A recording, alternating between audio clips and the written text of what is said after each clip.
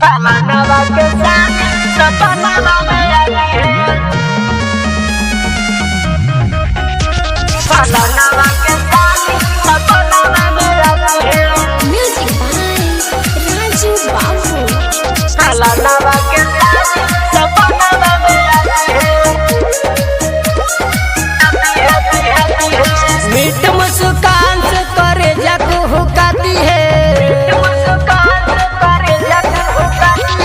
मीठी मुस्कान से करे जग हुकाती है। फलानावा के साली सपनावा में आती है।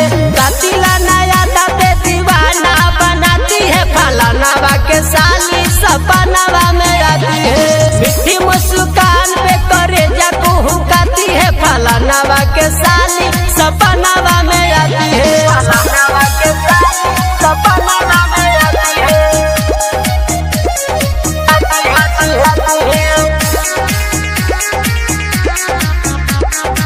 नवा के साथ सपना में लगी है। नवा के साथ भाव बड़ी खाती है, नखरे दिखाती है। तिरछी नजरिया बहुत चलाती है।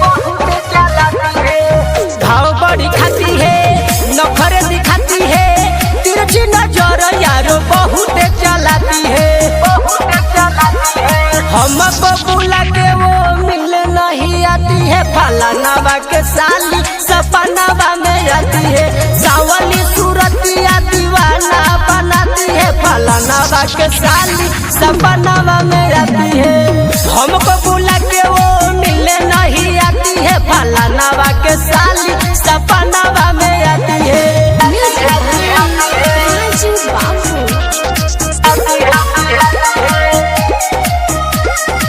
नवा के साथ सपना में लगी है। चलती है चाल जैसे चलती नगिनिया। हंसी मुस्कान पे भुला दिया दुनिया। चलती है चाल जैसे चलती नगिनिया। हंसी मुस्कान पे भुला दिया दुनिया। चढ़ली जवनिया में बिजली गिराती है। फलानावा के साली सपनावा में आती है।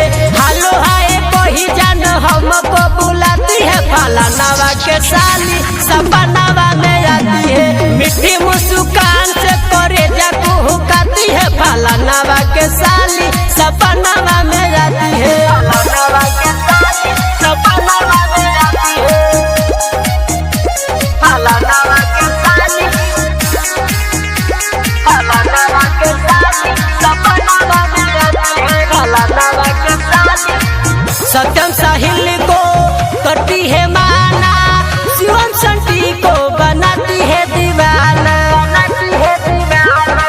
सत्यम साहिल को करती है माना। शिवम संटी को बनाती है दीवाना। रमेश अशोक को वो पागल बनाती है। फलानावा के साली सपनावा में आती है। मीठी मुस्कान से करे जाकू हुकाती है। फलानावा के साली सपनावा में आती है। मीठी मुस्कान से करे जाकू हुकाती है। फलानावा के साली सपनावा में